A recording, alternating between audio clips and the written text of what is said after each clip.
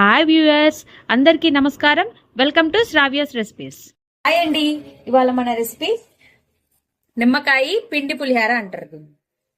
Okay, అయితే నిమ్మకాయ పిండి పులిహారకి కావాల్సిన పదార్థాలు ఎందుకు చూద్దామా. బియ్యపు రవ్వ, పసుపు, తాలింపు గింజలు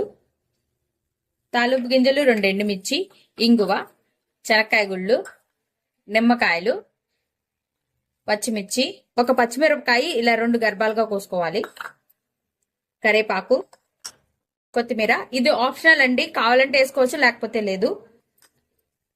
జీడిపప్పు,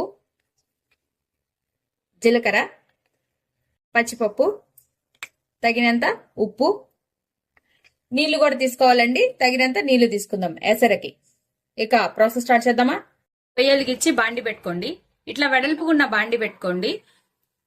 నేను ఈ గ్లాస్ తీసుకున్నానండి. ఈ గ్లాస్ 2.5 రవ్వ పోసాను. సో 1కి 2 పోసుకోవాలి.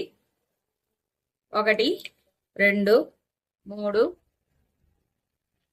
4,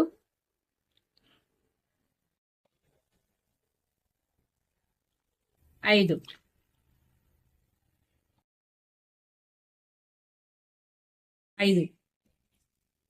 ఇప్పుడు దీంట్లో జీలకర్ర వేసుకోండి. కొంచెం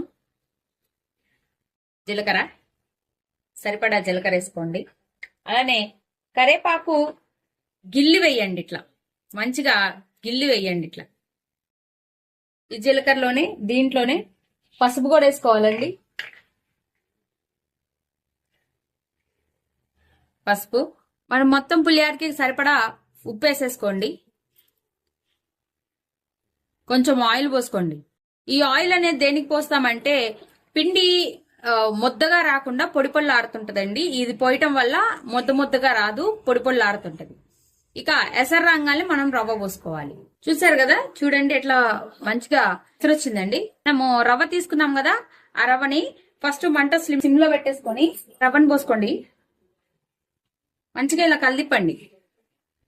మొత్తం ఒకసారి కలిస్తే చాలండి.